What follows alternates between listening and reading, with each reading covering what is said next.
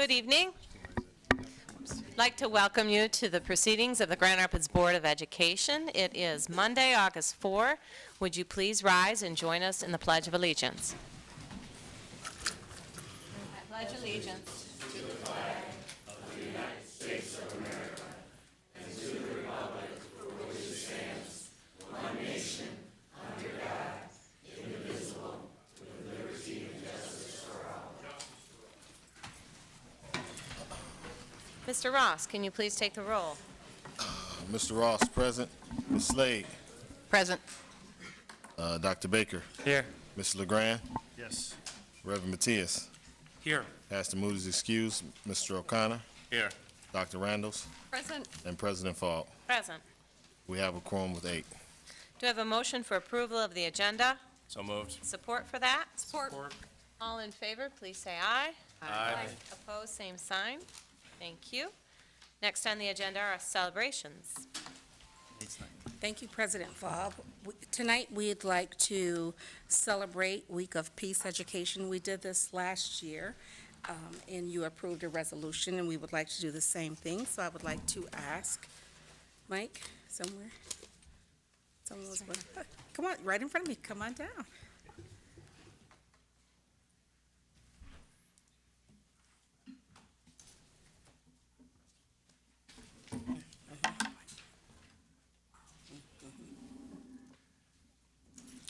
Good evening. Superintendent Neal and distinguished members of the board, some of whom I know personally and appreciate so much. I am really happy to be here tonight and proud to present the board with the 30th anniversary year of the Week of Peace Education. We have been doing this since 1984, and I so remember that night when a friend of mine, Philip Young, came forward and read the resolution to the board. It was accepted, and we began, and that was in the May of 1984. And I don't want to get too historically tied down here, but we have had 30 consecutive years. The program has evolved in many different and interesting ways.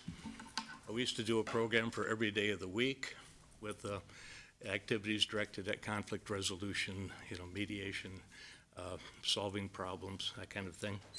And we still do that, but we do it in a different way. In more recent times, we've attached ourselves to the International Day of Peace by the United Nations. And it seems very appropriate that every year on September 21st, they will have an International Day of Peace. And I remember on the radio today, I heard that they're going to try one more time, 72-hour peace between Israel and Palestine in their conflict. And of course, there are other conflicts going on in the world today. We thought that with the coming millennia, that we would get beyond war. And in many ways we have. We're much more sophisticated in our world approach to conflicts. We need peace education in our local communities more than ever. Superintendent Neal, we've talked about programs for peace, conflict resolution. I was very pleased to participate this summer in a training for restorative justice. And David LeGrand visited us one night, and I know we had to talk about why can't we have peaceful communities and get beyond the violence. It sounds like an idealistic situation, but there are practical things that can be done. And the Institute for Global Education is very proud to present again another program for the schools to use along with this resolution, and a program for the whole community too, which you should be aware that Mayor George Hartwell has a parallel resolution of his own wording, very similar to yours. And we go into Easttown with the Peace Festival to share the 7 principles of peace, which used to be a featured item in all of our peace programs.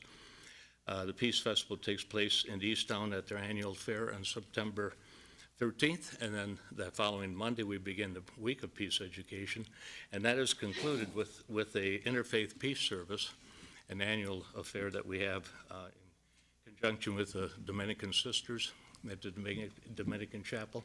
All of this is, of course, free and open to the public, and it comes with our fervent hope that we will someday discover the means for peace. And I know from working with schools like Martin Luther King and very many schools in Grand Rapids, that the students, the young people, want it even more than us. Their desire, their hope for the future is based upon their perceptions of what the future has for them in regard to this issue. And so, you know, I'm here tonight. I can take questions if you'd like. I wish I had a little more support from our committee. We're getting old. 30 years, I think I was 41 years old the year that we presented this originally. Judy Bookman is recovering from brain surgery.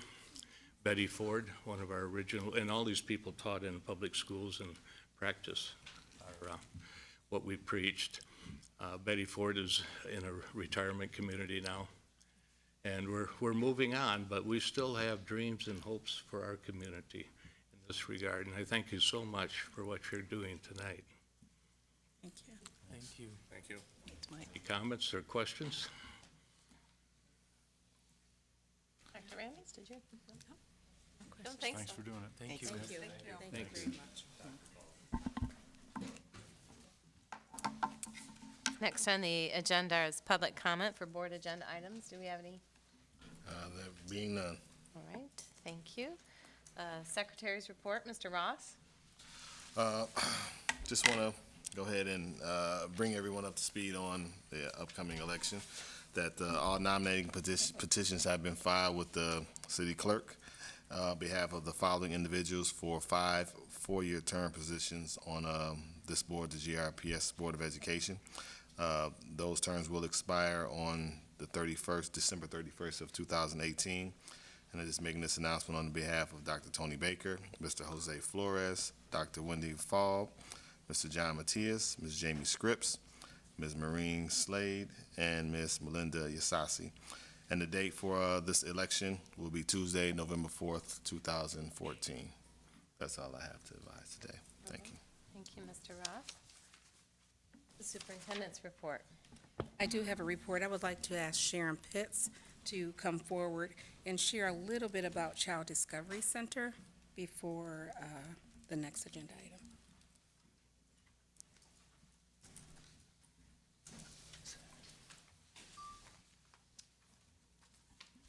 Good afternoon, board members, Madam Superintendent, President Fall. So today, as you all might know, you authorized the Child Discovery Center in 1999 and have issued several renewal contracts since then. Your latest contract has expired, or authorization for the charter school expired June 30th of 2014. And I have been working with the Child Discovery Center around a lot of the new requirements for the charter school. The charter school law changed this last year. The state put a lot of certain additional requirements that they wanted authorizers to look at. And so we had to bring our contract into conformance with the state law. One of the other things that happened is the Child Discovery Center has a new principal, Mr. John Robinson, who's here today, along with Mr. Eric Doyle, who is the chair or the president of the CDC Academy Board. So they're here to answer any questions you all might have in more detail. But with respect to the contract, some of the major things are that they required that the chair of the CDC board or any charter board actually certify in writing that the board is going to comply with the terms of the contract and applicable law. So they have created a resolution that they will hopefully approve, because that would be required as a component of our contract, and the state requires that as a part of the reauthorization. The other thing the new law has required is that there be some criteria for renewal. And the main criteria is that the school improves performance for all students. And as we looked, and Superintendent Neal has some of the information that the CDC board provided us in terms of their improvement, and they have made improvement overall. They are a focused school, though, we should point that out, and that's because they have a gap between some of their groups. However, I do know that they have contacted Superintendent Neal to work on a plan to have us assist them with some strategies around that. But overall, they have improved. One of the other important criteria that we have is that we've asked for and put in the contract that they have to give us a list of not only all of their employees, but all of their contractors, so that we can make sure that they're in compliance with our collective bargaining agreement, which they have to comply with. So that's an additional thing that we would be requiring as a way of monitoring their performance. There's some other transparency things that they have to do that they didn't have to do before, in terms of providing financial transparency information to the public, information on their contracting, a lot of those kinds of details that are in the contract that you all have before you today. So those are some of the major things that were required now by the state law, and that there was a checklist that you all received that showed us every component of the law that they were looking for. And we went through that checklist. I personally went through that checklist, and we have documentation for everything that's required by the state from the board. They require that board members be citizens of the United States, so we had to put that in the contract, but we have verified those kinds of things. So we have all of the information, and if the board approves the contract today, we have 10 days to get that to the state for their review. But one of the reasons why we completed the checklist so that we shouldn't have any problems from their side sending it back. Questions for Ms. Pitts? I have a question. Is this usually an annual renewal, or is it? No, it's a 3-year contract, so Okay. it'll go to 2017. Okay. And before, in the contract, we had sort of an evergreen provision where we just kind of roll over. But the state is frowning on that because as authorizers, they want us to really affirmatively look at the charter and evaluate. And as you know, there's been more stringency after the Detroit Free Press really looked at the charters, and so I think we're seeing more rigorous oversight from the State Department. So our term is from 2000 up to 2017, and then they would have to comply with our renewal process. So with that, I guess I was thinking with the criteria component in particular, whether we might incorporate into the process of the board, like we do with the priority schools, that there might be time at the a good Achievement Committee to report That's out great. on the criteria. So That's a great idea. Yeah, I guess, well, turned up. So this gets at, really my question, because when it looks at the role of the school board, if I'm reading this right, the school board's responsibility for, and the role of the school board. So in the event that the school board, I'm assuming it means the GRPS school board, determines that the academy's educational outcomes are not meeting targeted educational goals, the school board at its discretion may require an objective evaluation of student. So to some extent, the school board hasn't really played much of a role. So in this case, this is the administration. That's correct. But going forward, it's going to be, That is correct. we would have to some extent the same. And is this, okay, so that's important. So it changes our responsibility to Child Discovery Center. Secondly, does it change the increased expectations of Grand Rapids Public Schools staff and board in terms of the work necessary to provide for Child Discovery Center? In other words, it sounds like our workload is increased. Oversight.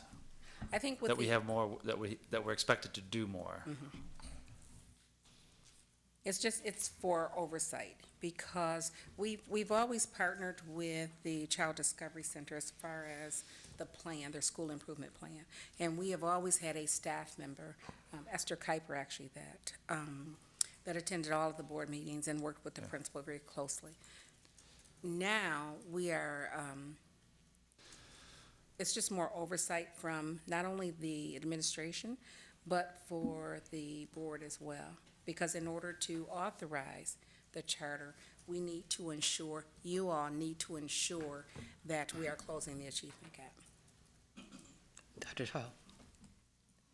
I'd like very much to suggest to the chairperson of the Student Achievement Committee that we put that on the agenda, because I'm very interested in, we usually are not particularly happy when charters come about, and that we've had a long working relationship, so I don't want to reflect on that. But I really do want to know, I think it's part of our responsibility now with some changes, that we really look at achievement and where we're going and all of those kind of things, so we do our due diligence with it. So I can refer to Dr. Baker there, as the chair of the Student Achievement Committee, if you could put that on the agenda for us sometime. Yeah, certainly, I guess, so it does change. So I'm kind of really wrapping my head around our responsibilities for the school in relationship to Grand Rapids Public Schools and charter. So, not that I am opposed to this, it just seems like it helps us to view it differently.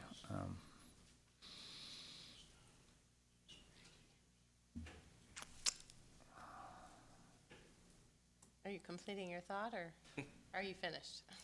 Well, I guess to some extent, I think that it would be, this perhaps asks a larger question, so what is our relationship to chartering a school? So, and I think that when we have an agreement as to what our compensation is for the portion of aid that we get from the state, was due to workloads that were based on prior, on a lesser role in the past, and now that's an increased role. The other, even in terms of oversight, to the extent if the school doesn't meet its educational objectives, then what is our responsibility for that? And so, exactly, I mean, it's one thing if we have a school that isn't meeting, and it's quite a burden. I think that this board carries that burden, and I know the administration does. But it sounds like we're also saying here that we also share the same burden for Child Discovery Center. That's correct. And that makes me view it differently than I had before. Me too. It's appropriate, I think. And I believe there is language that if the school, if Child Discovery does not meet its obligations, there is room for the board, for this board, to get out of the contract, Okay. as you are the, I see. sort of the management company, per se. Madam President, there's one other thing that I do want to say, just for full transparency, so that you all know this. We did have a grievance from GREA around some of the staffing issues at the school. We're still in the process of resolving that grievance. The charter school has been very cooperative, and we believe that we can come to some resolution, and that was one of the reasons why in the contract we did ask to have a complete list of not only all the employees, but all the contractors, so that we can make sure that our collective bargaining agreement is fully complied with. But I did want you all to know that, so that you would have a full picture. I didn't want anybody to say that later and you didn't know that. Any further questions for the superintendent or Ms. Pitts? Thank you. Do I have a motion for adopting the contract for the Child Discovery Center? I'm sorry, are we going to hear from them at all, or is it necessary, or? Is there something you'd like to hear from them? They're here. I mean, Reverend Matias? It's the first time I'm meeting them, so Yes. I really don't know what the process is, just in terms of. That's why that's why I suggested the Would you student mind achievement. coming? Okay. Welcome. Congratulations on the new appointment. Heard great things.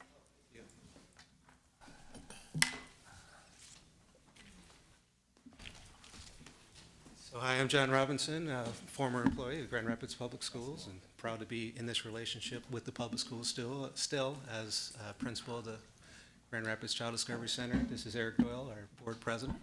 Good evening. I don't know if there's something special you'd like to hear or a particular question. I can tell you that we think we've been making great strides. Some of that you can see in the pamphlets there. We got a call recently from the governor's office and said, how are you doing what you're doing at the third grade level? We see your third grade reading levels, doing good work. Tell us more about that. So we were excited about that phone call. We've been performing quite well against the district average right now. I think in math, reading, science, and writing. So we're excited about the work we're doing there.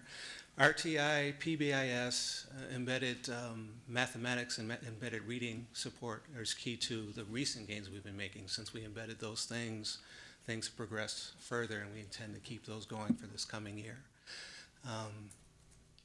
We're working with a professional from Grand Valley State University to help work in the classroom with our teachers, and also meet with our teachers reflecting, helping them plan, helping them implement best practices.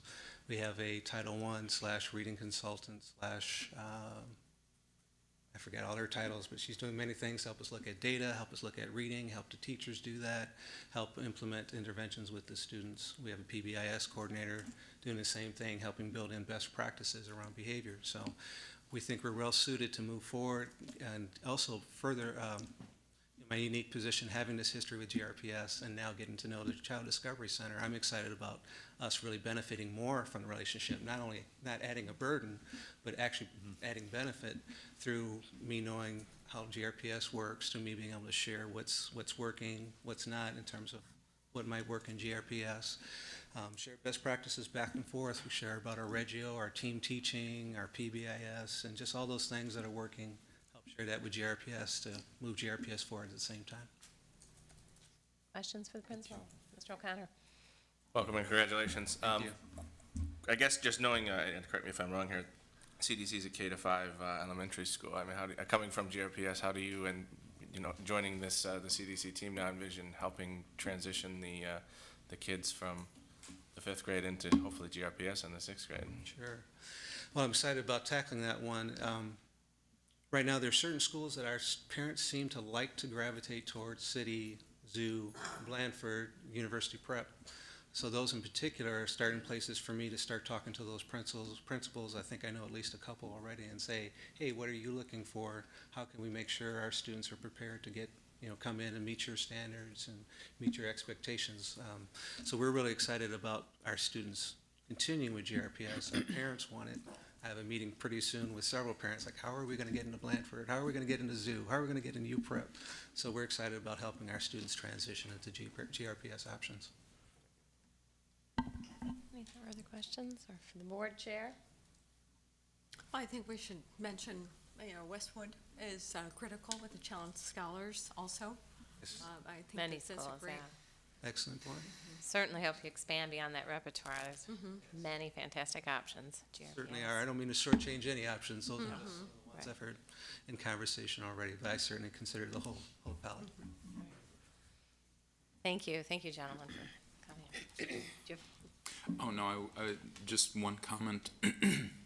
I just was recently elected as board president, and I'm looking forward to growing that relationship between our two boards and Great. the two school systems to have a greater collaboration in the work that we do together, and greater successes too. Great, fantastic. Thank you. Thank you. All right, I'm still looking for a motion for approval of a contract with the So moved. CDC. Support for that? Support. Any further questions or deliberations? Mr. Ross, can you please take the vote? Mr. Ross, yes. Dr. Randalls. Yes. Ms. Slade. Yes. Dr. Baker. Yes. Mr. LeGrand. Yes. Reverend Matias. Yes. Mr. O'Connor. Yes. President Fall. Yes. That action item, CDC, passes 8-0. Next on the agenda is our consent agenda grouping. Do I have a motion for approval? So moved. Support? Support. Mr. Ross, can you please take the vote? Who made the motion again? I apologize. John? And the support was? Dr. Randalls? Thank you. Was Ms. Slade, Oh, Ms. actually. Slade, sorry. And we sound just alike. Mr. Ross, Oh, yes. youthful. Ms. Slade, Thank you. Ms. Slade, Yes. Dr. Baker, Yes. Mr. LeGrand, Yes. Reverend Matias, Yes. Mr. O'Connor, Yes. Dr. Randalls, Yes. and President Faub. Yes. Consent agenda passes 8-0. Thank you, Mr. Ross. We have no discussion items. Public comment, we have one card from Mr. Helder. Yes, that'd be the only one.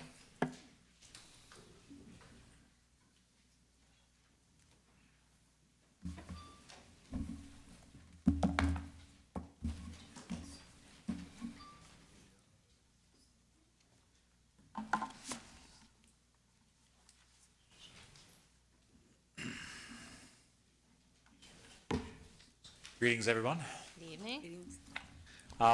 Just that, I think mine's turned up like Tony's here. Okay, just real quickly, three separate things.